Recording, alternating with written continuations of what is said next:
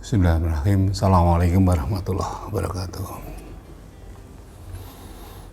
Anak-anak yang saya cintai, saya banggakan, sebelum saya menyampaikan materi tentang kepemimpinan, marilah di awal pertemuan ini senantiasa kita tidak lupa menyampaikan puji syukur kepada Allah Subhanahu wa taala atas segala nikmat karunia-Nya, hidayah-Nya, inayah-Nya, sehingga pada kesempatan kali ini kita bisa bertatap muka dalam rangka untuk kegiatan latihan dasar kepemimpinan khusus SMA Negeri 1 Ngeger tahun 2020-2021.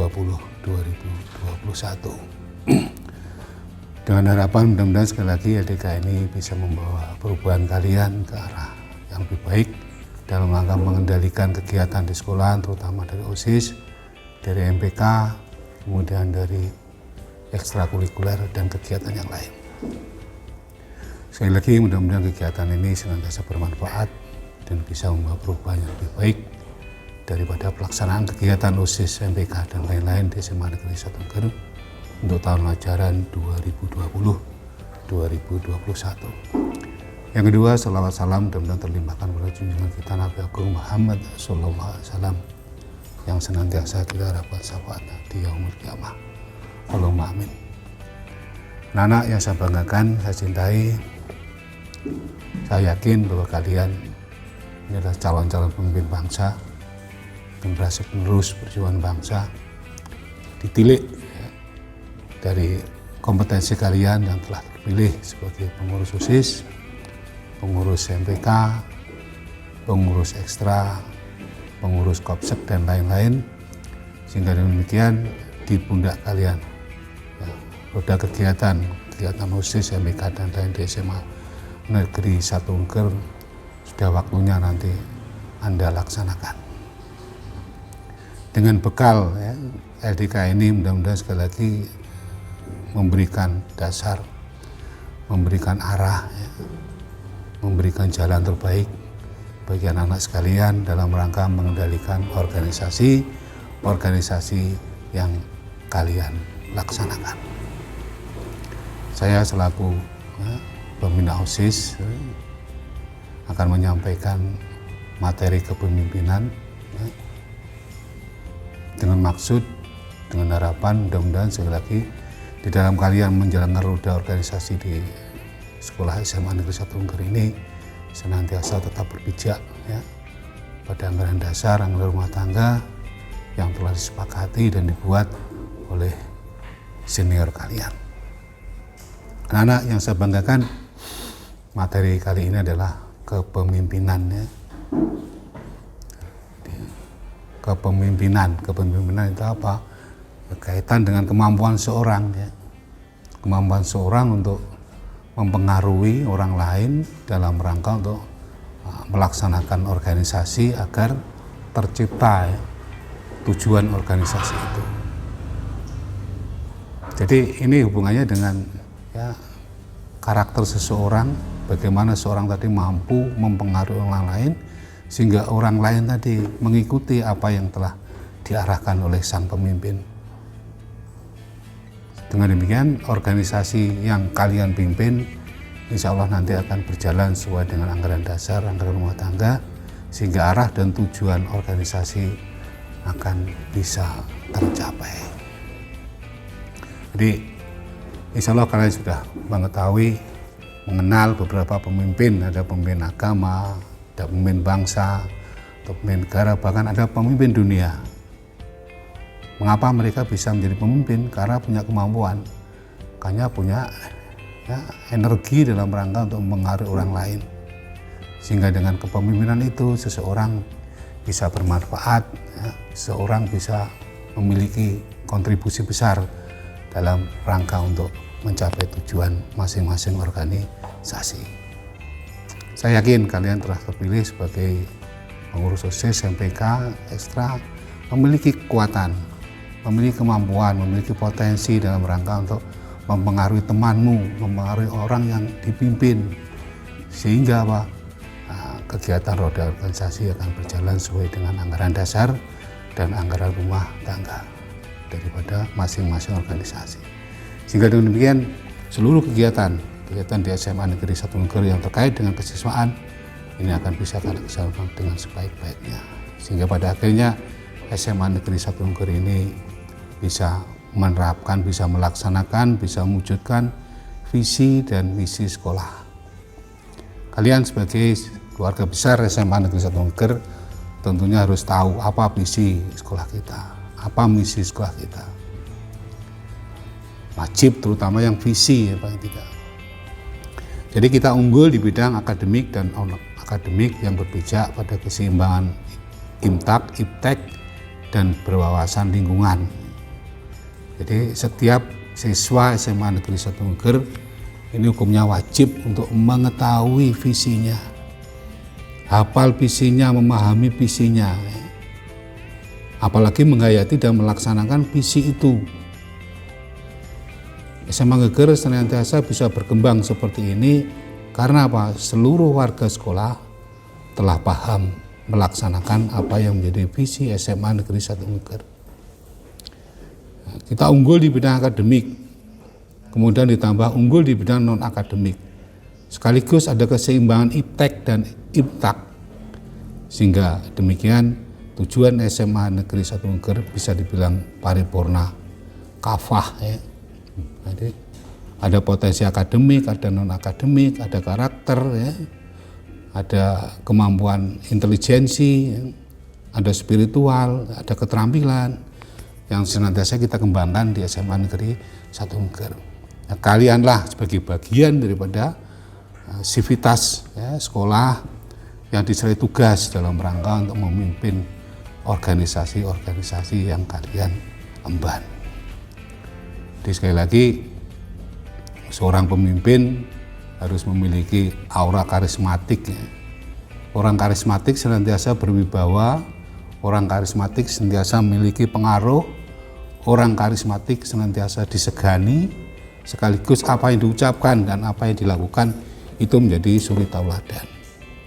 Jadi menjadi uswah hasanah seperti Rasulullah SAW, ya. Seperti tokoh proklamasi Soekarno-Hatta, seperti pemimpin dunia yang bisa punya pengaruh, tidak hanya mempengaruhi suatu negara tapi juga mempengaruhi seluruh dunia. Seperti Bung Karno juga bisa mempengaruhi dunia melalui perjuangan yang begitu tegas ya, dalam rangka untuk melenyapkan penjajahan di atas dunia. Bagaimana tokoh-tokoh penemu ilmu pengetahuan, ya, pemenang hadiah Nobel, ini juga pemimpin dunia dalam rangka untuk mengembangkan ya, kebudayaan, mengembangkan IPTEK, sehingga apa yang dirauh mereka bisa bermanfaat bagi generasi berikutnya. Kemudian tujuan kepemimpinan dalam organisasi. Jadi di situ ada satu sarana untuk mencapai tujuan. Jadi kepemimpinan dalam organisasi itu sarana alat untuk mencapai tujuan. Oleh karena alat maka sangat diperlukan ya. Kita ingin bergerak, kita melakukan sebuah kegiatan tentunya perlu ada sarana, perlu ada prasarana. Dalam rangka untuk mencapai tujuan organisasi itu harus ada kepemimpinan di level-level yang telah ditetapkan sesuai dengan anggaran dasar dan anggaran rumah tangga. Sehingga dengan demikian, dengan adanya kepemimpinan, maka tujuan akan bisa terlaksana, tujuan akan bisa tercapai.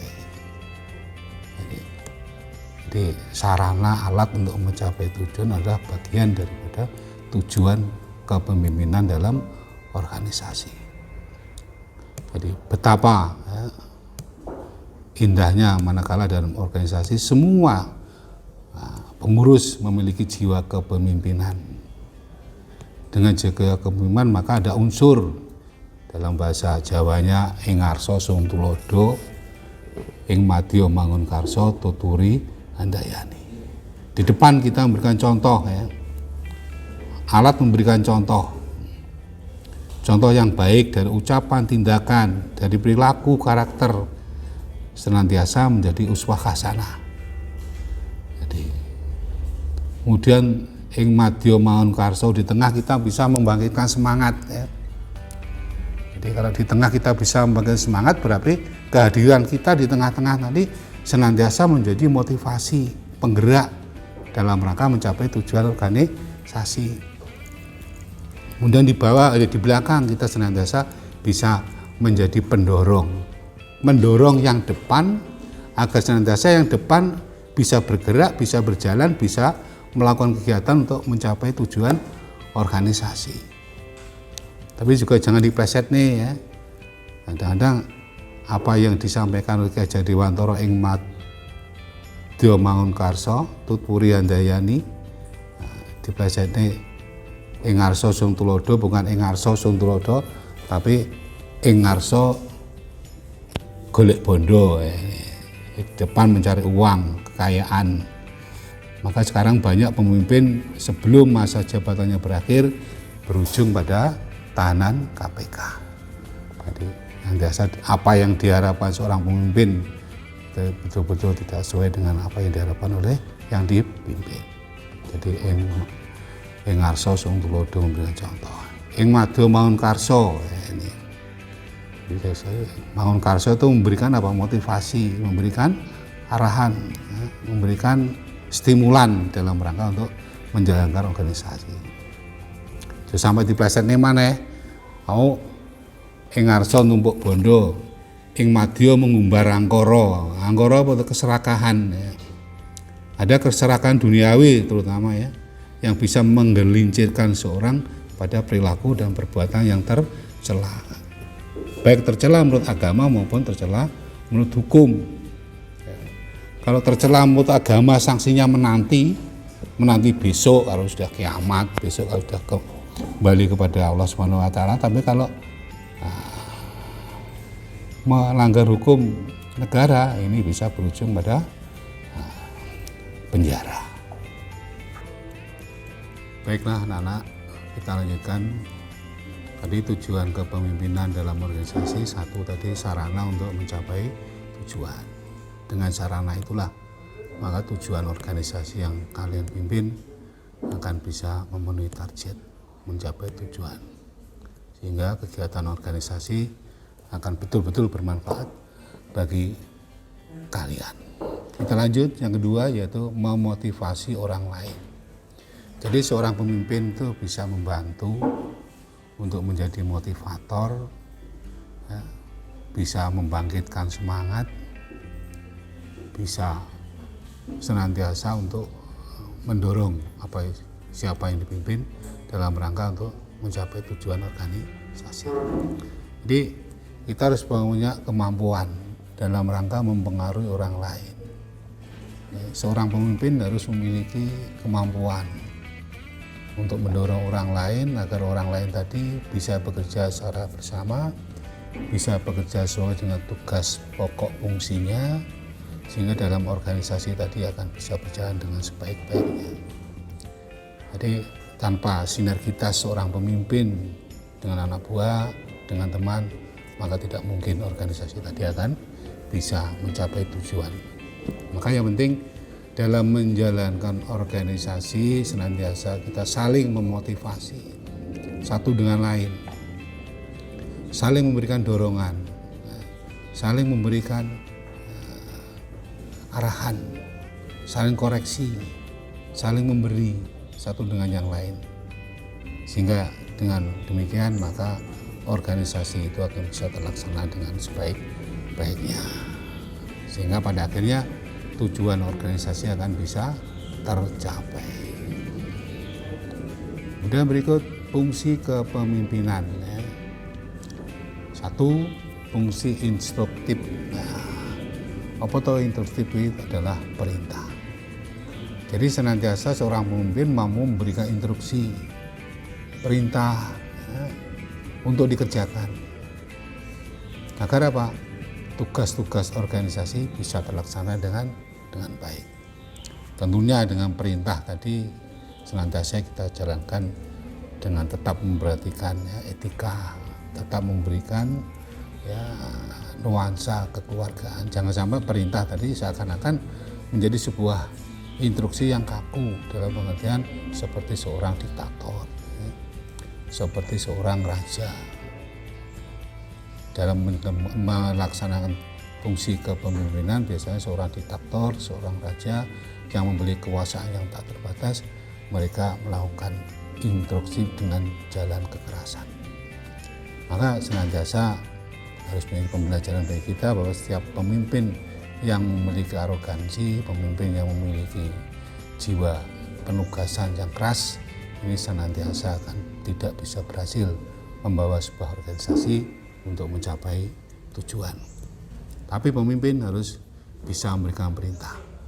Dari perintah itulah maka tugas-tugas akan dilaksanakan dengan sebaik-baiknya.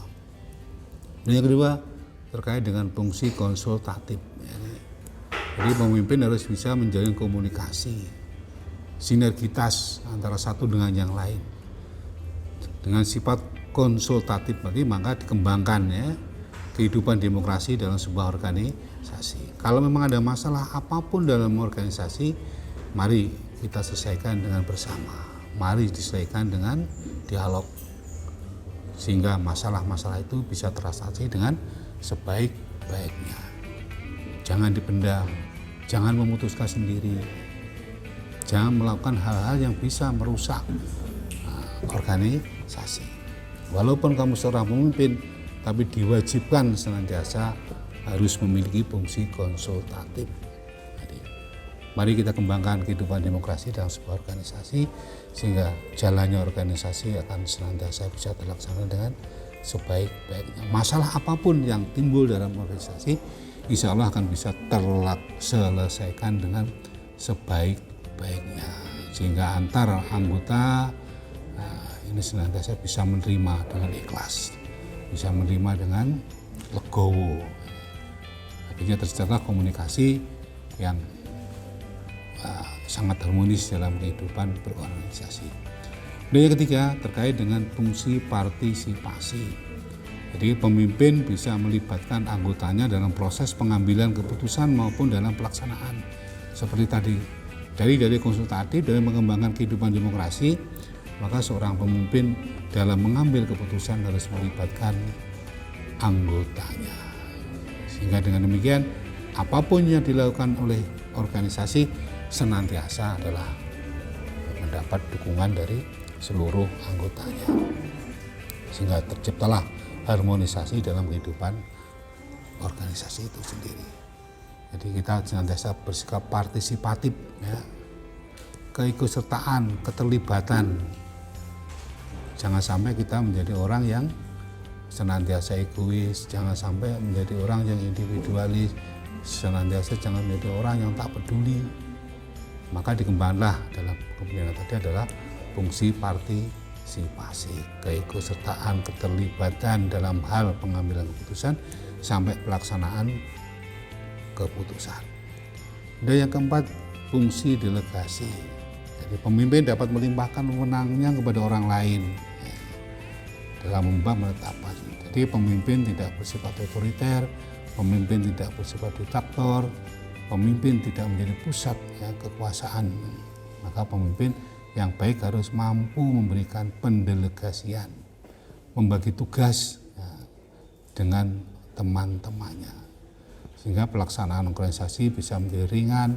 Kalau semua pelaksanaan kegiatan bisa menjadi ringan, maka ketercapainya akan bersifat efektif, efisien. Jadi pemimpin memiliki kewenangan, kewenangan memberikan wewenang, melimpahkan wewenang kepada anak buahnya, melimpahkan wewenang kepada temannya, sehingga tidak semua terkonsentrasi pada seorang pemimpin. Istilahnya ya sebagai tugas dengan teman-temannya. Maka teman-temannya juga memiliki kepercayaan, memiliki kompetensi, ya, memiliki kepercayaan diri sehingga mereka akan bisa melaksanakan tugasnya dengan senang hati. Confidence senantiasa dibangun antar anggota organisasi. Karena paling tidak dengan modal kompetensi, maka orang tadi akan memiliki kepercayaan yang lebih sehingga menjadi modal dalam rangka untuk melaksanakan tugas-tugas yang diembannya. Dan yang kelima terkait dengan fungsi pengendalian. Ya. Jadi seorang pemimpin harus bisa mengendalikan mengendalikan yang dipimpin sehingga arah dan tujuan organisasi akan bisa senantiasa menuju ke sasaran, ke tujuan. Jadi seorang pemimpin harus berwibawa, karismatik, mampu mengendalikan, manakala ada masalah mampu menyelesaikan, manakala ada problem mampu memecahkan dengan prinsip demokrasi. Jadi kalau seorang pemimpin mampu mengendalikan yang dipimpin, berarti jalannya organisasi akan bisa terarah dalam rangka untuk mencapai tujuannya. Itulah anak-anak terkait dengan fungsi kepemimpinan. Ada 1, 2, 3, 4, dan 5 tadi. Yang satu fungsi instruktif, kedua konsultatif, partisipatif, fungsi delegasi, dan fungsi pengendalian. Kemudian berikut tentang skill. Skill apa yang dimiliki seorang pemimpin? Satu di situ ada menginspirasi atau memotivasi. Jadi seorang pemimpin harus bisa menginspirasi anak buah, bisa membangun kepercayaan anak buah, bisa membangun semangat kepada anak buah. Sehingga dengan demikian anak buah akan bisa melaksanakan tugasnya dengan sebaik-baiknya karena ada dorongan semangat. Jadi semangat penting, ya. Semangat senantiasa harus move on, ya. Harus berkobar dalam hati tanpa harus gampang putus asa, ya, tidak mudah menyerah, senantiasa optimis. Jadi sekali lagi kalau menjadi pemimpin senantiasa harus bisa menginspirasi dan memotivasi yang dipimpin, sehingga yang dipimpin memiliki kepercayaan diri terhadap pelaksanaan tugas-tugasnya. Dan yang kedua, memiliki integritas dan kejujuran yang tinggi. Jadi pemimpin harus memiliki integritas, memiliki karakter, ya, kemampuan total dalam rangka untuk menjunjung tinggi, ya, keberhasilan roda organisasi. Maka perlu ada karakter yang unggul, karakter yang utuh, punya integritas tinggi dalam rangka mengemban tugas-tugas organisasi sesuai dengan anggaran dasar dan anggaran rumah tangga. Pemimpin juga dituntut kejujurannya. Walaupun sekarang, ya, kita lihat kejujuran senantiasa sulit ditemukan, tapi insya Allah setiap kejujuran akan bisa membawa hikmah dan manfaat yang baik. Seperti kamu masuk di SMA Negeri 1 Ngeger, ya, ada running tag prestasi, kejujuran dan prestasi. Ini menggambarkan betapa pentingnya sebuah kejujuran dalam rangka untuk meraih prestasi.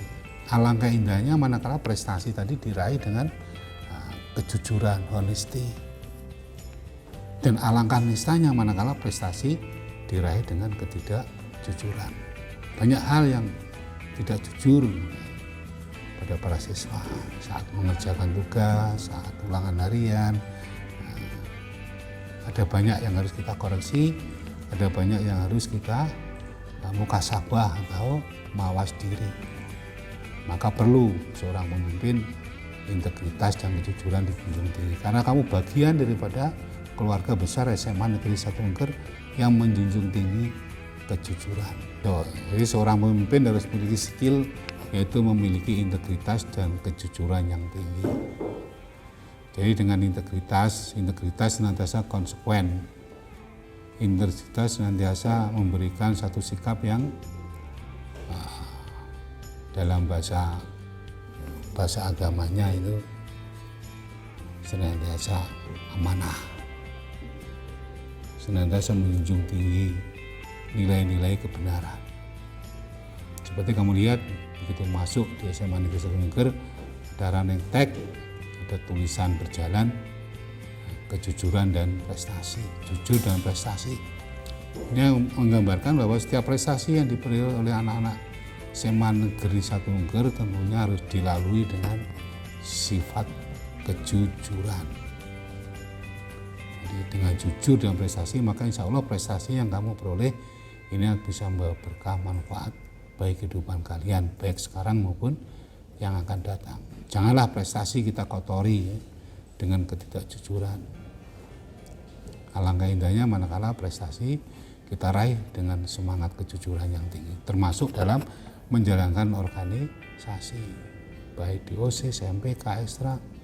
Senantiasa seorang pemimpin harus berintegritas, punya karakter yang komplit, punya karakter yang paripurna, sekaligus punya kejujuran yang tinggi.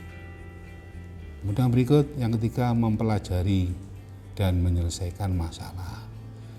Saya yakin bahwa setiap organisasi mesti ada masalah. Dalam menjalankan organisasi mesti ada problem. Tiap problem harus diselesaikan, tiap masalah harus diselesaikan. Dengan tahapan apa? Mari dipelajari masalah itu, dicari sebab-sebabnya. Kenapa menjadi begini, kenapa terjadi. Maka setelah kita tahu penyebabnya, maka diselesaikan bersama-sama. Dengan menyelesaikan masalah, tidak akan terjadi masalah, dan akhirnya tujuan organisasi bisa tercapai dengan sebaik-baiknya. Jadi jangan sampai menyelesaikan masalah timbul masalah. Tapi manakala indahnya menyelesaikan masalah tanpa masalah. Seperti kalian lihat di semboyan Pegadaian ya, menyelesaikan masalah tanpa masalah, tapi dengan memberikan bunga pada Pegadaian. Kemudian yang keempat, bekerja agar hasilnya tercapai. Perlu kerja keras ya. Kadang-kadang seorang pemimpin harus berkorban waktu, tenaga, pikiran, kadang uang ya. Tapi bukan menjadi masalah manakala kamu memiliki sifat kepemimpinan ya. Pemimpin harus mau berkorban ya. Kalau dalam dunia pewayangan itu ada istilah Wahyu Makutoromo ya. Pemimpin harus memiliki 10 karakter. Bisa menjadi matahari katanya, memberikan energi, semangat, memberi move on kepada anak buah. Bisa menjadi angin ya, memberikan rasa sejuk kepada anak buah. Seorang pemimpin memberikan api, memberikan motivasi, semangat pada anak buah. Jadi api memberikan semangat, memberikan motivasi, dorongan dalam rangka untuk mencapai tujuan. Seorang pemimpin bisa menjadi air ya. Air senantiasa mencari tempat yang rendah ya. Seorang pemimpin harus rendah hati. Seorang pemimpin harus bisa menyelami apa yang menjadi kemauan anak buah. Air tidak memilih tempat. Ada ruang kosong dilihat terisi. Maka seorang pemimpin senantiasa bisa menjadi bagian kehidupan yang integral dengan yang dipimpin. Jadi seperti tadi yang disampaikan oleh Gajah Dewantara, ing ngarsa sung tulodo ing madya mangun kursa dituturi anda ayani. Di depan memberi contoh, di tengah memberi motivasi, diberikan ikut mendorong. Bukan sebaliknya. Ning ngarep nyrentak, ning ngarep ndudak, nyrentak ning tengah ngobrak-ngabrik, di belakang nyeruduk nek carane kewan. Kemudian seorang pemimpin menjadi lautan ya. Dalam Wahyu Makutoromo dalam sirah Bharatayuda itu ada istilah seorang pemimpin menjadi lautan. Senantiasa laut tidak akan menolak apa-apa yang datang.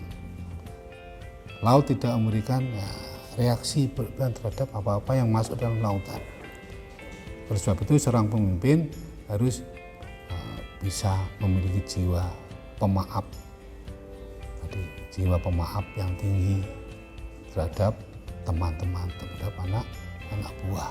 Jadi seorang pemimpin tidak mudah ya sakit hati, tidak mudah untung, ora gampang lara hati. Seorang pemimpin harus memiliki jiwa pemaaf yang tinggi. Insya Allah siapa yang dipimpin dimanapun tempatnya akan berjalan dengan sebaik-baiknya. Dan yang kelima terkait dengan skill komunikasi yang bagus ya.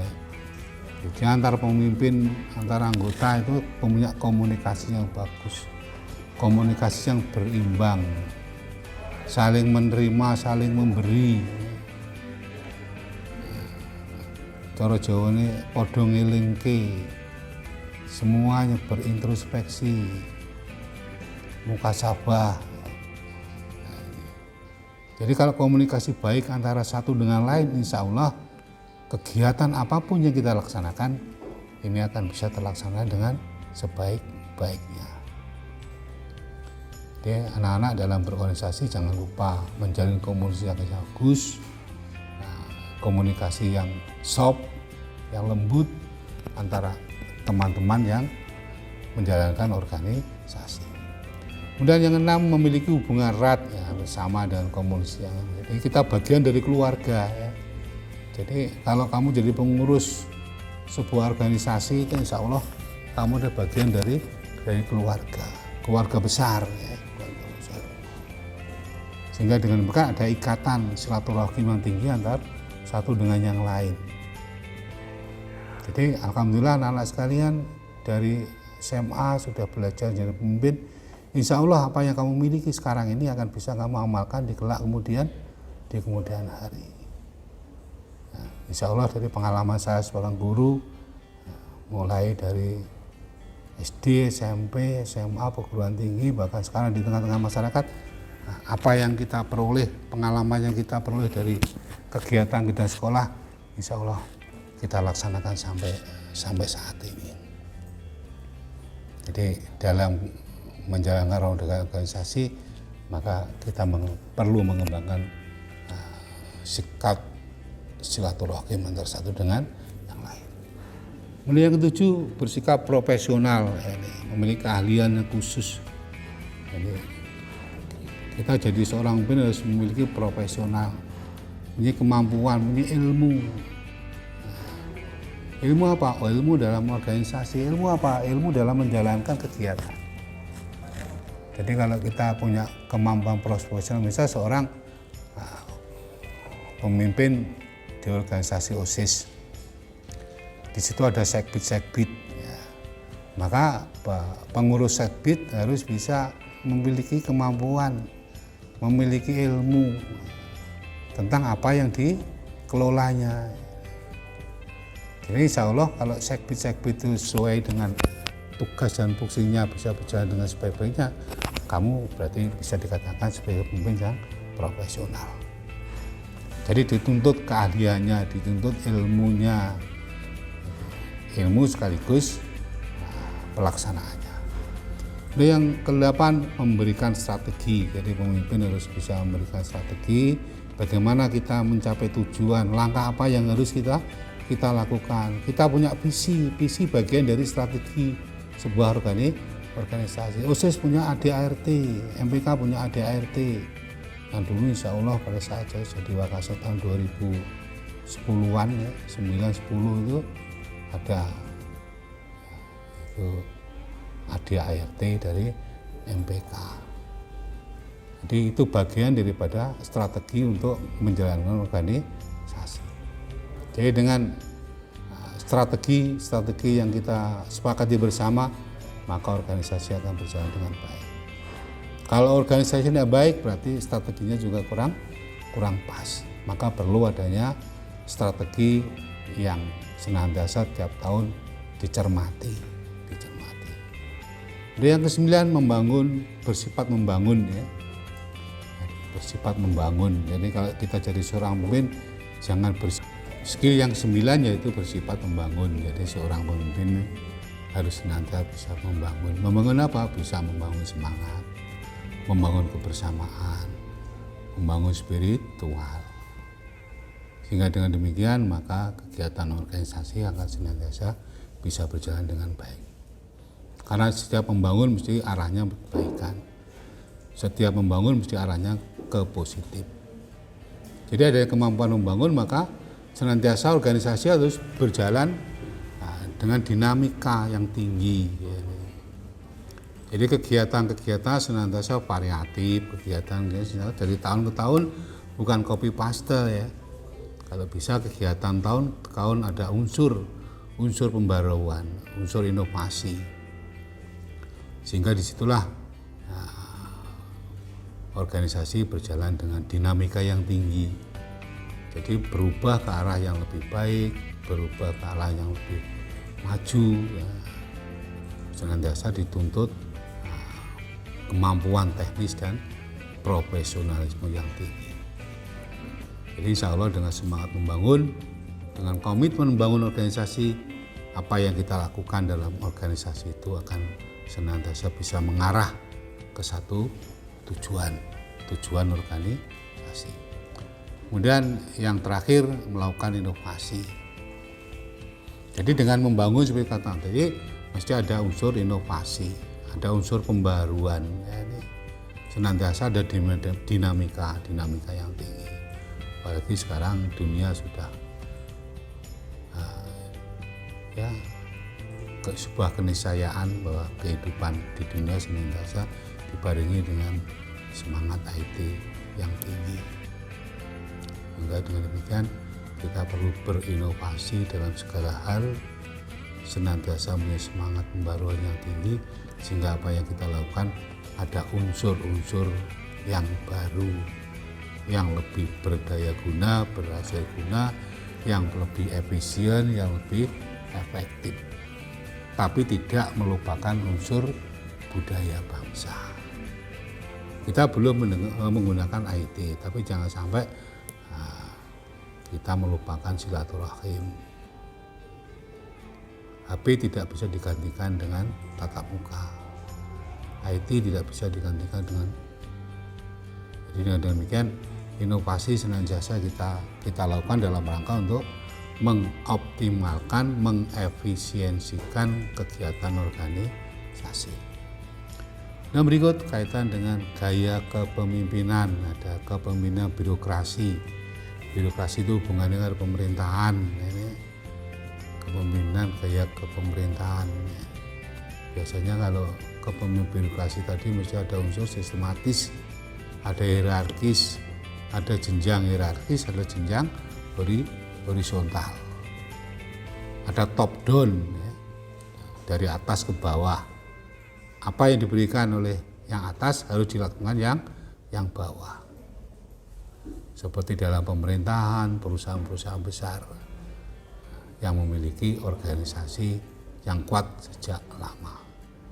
Biasanya lebih sistematik, ya, dalam sebuah organisasi birokrasi, karena memang diisi oleh para ahli. Yang kedua, kepemimpinan otokratis. Ya, ini biasanya pemimpin itu ya bisa dikatakan otoriter. Pusat kekuasaan ada di seorang pemimpin. Pemimpin memiliki pengaruh yang luar biasa. Pemimpin tidak bisa diganggu gugat. Pemimpin sifatnya sangat mutlak. Apa perintah pemimpin tidak boleh diganggu gugat. Maka di situ ada garis komando antara atas ke bawah, tanpa reserve, tanpa bergaining. Ya. Maka A di atas harus A di bawah, tanpa ada revisi. Itulah gaya kepemimpinan otokratis. Biasanya ada di militer, ya. Dunia kemiliteran senantiasa memiliki gaya kepemimpinan otokratis. Kalau kita tidak demokratis. Kemudian yang ketiga, kepemimpinan delegatif. Ya, ini. Jadi seorang pemimpin harus bisa memberikan delegasi kepada anak buah, pada anak yang pimpin, berbagi tugas, ya. Membagi tugas dan berbagi tugas. Maka insya Allah ini adalah kepemimpinan yang banyak dilakukan di organisasi yang ada di sekitar, termasuk di OSIS, di MPK, di Estra. Jadi memiliki gaya kepemimpinan. Ketua OSIS tidak harus melaksanakan semua kegiatan tugas-tugas OSIS. Ketua OSIS punya wakil, punya sekretaris, punya sekbid, maka berdayakan, ya, semua komponen yang ada dalam kepemimpinan struktur organisasi itu dengan sebaik-baiknya sesuai dengan tugas fungsi pokok masing-masing. Sehingga pemimpin OSIS ekstra dan lain-lain, ini kontrol, jangan sampai dilupakan. Membagi tugas bukan berarti kemudian melepaskan seluruh kegiatan kepada yang diberi tugas, tapi tetap ada kontrol, ada pengawasan, ada jalur komunikatif, sehingga dengan demikian masalah yang ada dalam kegiatan organisasi bisa terselesaikan dengan sebaik-baiknya. Dan yang keempat yaitu kepemimpinan partisipatif. Ya, ini antara yang bawah dan yang atas senantiasa menjadi satu kesatuan yang tidak terpisahkan. Jadi ada keselarasan, keharmonisan dalam menjalin hubungan antara yang dipimpin dengan seorang pemimpin. Maka disitulah ada semangat kebersamaan yang luar biasa. Pemimpin tidak sekedar hanya duduk ya, di kursi empu, ya, hanya sekedar perintah, hanya sekedar mendelegasikan. Tapi seorang pemimpin harus melaksanakan fungsi pengawasan, fungsi kontrol, fungsi konsultatif. Jadi seorang pemimpin harus punya jiwa konsultatif, bisa memecahkan masalah pada ada problem di bawah. Maka dengan gaya kepemimpinan seperti itu, insya Allah semua organisasi akan bisa melaksanakan tugas dengan sebaik-baiknya. Seperti di situ ada beberapa perusahaan punya. Ya.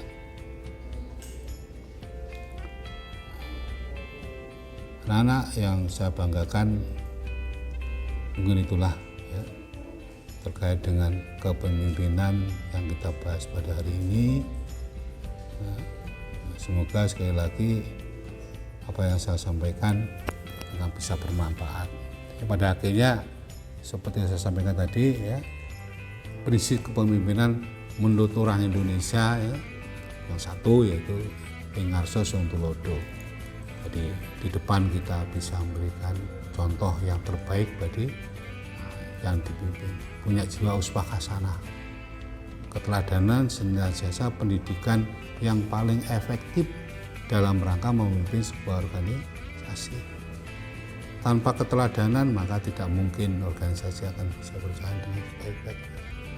Oleh sebab itu anak-anak sebagai pengurus organisasi Hispa ini, maka ada kesempatan, peluang yang sebaik-baiknya bagi kalian untuk berlatih menjadi orang yang terpercaya, orang yang bisa dicontoh temannya dalam kehidupan sehari-hari di sekolah. Bagaimana kita menegakkan disiplin, bagaimana kita menegakkan kejujuran, bagaimana kita peduli pada lingkungan kita. Apalagi SMA Negeri 1 Ngger sebagai sekolah adiwiyata nasional sejak tahun 2011. Maka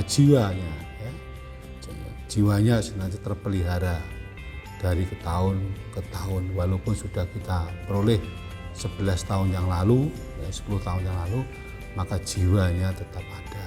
Maka jadilah kita warga sekolah yang peduli dan berbudaya lingkungan.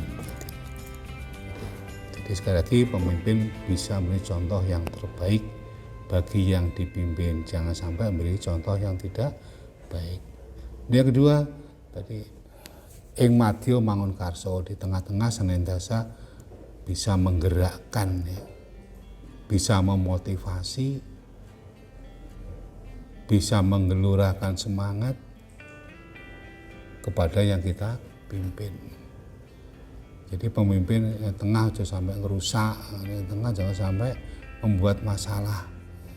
Tapi di sini tengah senantiasa membangun kepercayaan, membangun sinergitas, ya, menggerakkan semua potensi yang ada dalam organisasi tadi untuk mencapai tujuan. Misalnya di OSIS banyak ya, yang perlu kita kembangkan.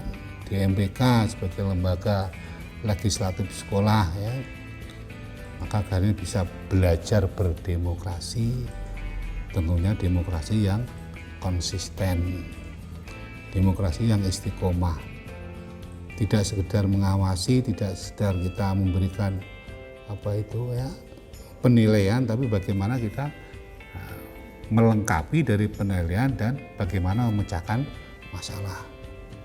Jadi anak-anak MPK sebagai lembaga legislatif di sekolah senantiasa bisa menempatkan pada tempatnya. Jadi untuk mengawasi kegiatan di sekolah, mengawasi OSIS, mengawasi dengan konsisten. Ya. Biasanya yang ngawasi harus lebih baik daripada yang diawasi. Ya.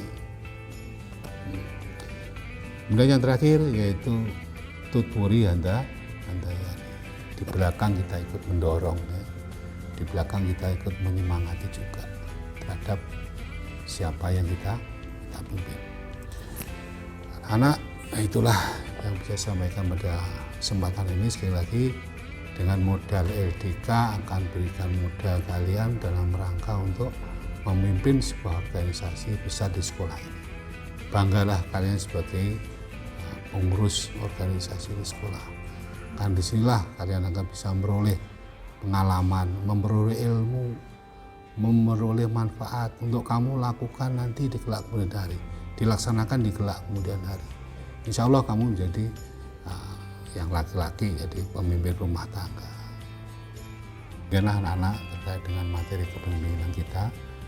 Jadi pada dasarnya prinsip kepemimpinan yang dianut orang Indonesia itu tadi saya katakan, yang pertama Ing Madya Mangunkarso, di depan senantiasa bisa memberikan suri talodo. Ing Ngarso Sung Tulodo tadi ya, di depan memberikan contoh yang terbaik. Kemudian Ing Madya Mangunkarso, di tengah bisa memberikan semangat, menggerakkan pada temannya, pada organisasi untuk mencapai tujuan. Yang terakhir tuturi handayani. Tuturi handayani di belakang kita senantiasa bisa mendorong dalam rangka untuk mencapai tujuan organisasi. Saya yakin insya Allah kalian menjadi pengurus organisasi di SMA Negeri 1 Unggah ini sebagai peluang, ya, kesempatan yang luar biasa kalian untuk berlatih sebagai seorang pemimpin. Seperti saya katakan tadi, ada prinsip kepemimpinan, ya, ada skill yang harus kalian miliki dalam sebuah kepemimpinan. Maka kesempatan yang baik di organisasi SMA Negeri 1 Unggah ini insya Allah akan bisa menjadi bekal kalian manakala kamu menjadi orang-orang yang dewasa. Sebagai pemimpin rumah tangga, sebagai pemimpin organisasi di lingkungan masyarakat. Baik organisasi formal, kelembagaan kenegaraan, sampai organisasi kemasyarakatan, organisasi keagamaan. Maka skill seorang pemimpin harus kalian pahami dan dilaksanakan. Fungsi kepemimpinan harus kamu laksanakan. Sehingga jadilah kamu insya Allah pemimpin masa depan yang purna. Pemimpin masa depan yang utuh, yang kafah. Insya Allah akan membawa Indonesia menuju Indonesia Emas tahun 2045. 100 tahun Indonesia merdeka. Kamu bagian daripada pemimpin bangsa untuk 25 tahun yang akan datang. Allahumma amin. Demikianlah yang bisa saya sampaikan. Mudah-mudahan sekali lagi yang saya sampaikan ada manfaatnya bagi kalian, manfaat tadi bisa kamu kembangkan di kelak kemudian hari. Allahumma amin. Ada kekurangannya mohon maaf. Saya akhiri, billahi taufiq wal hidayah. Assalamualaikum warahmatullahi wabarakatuh.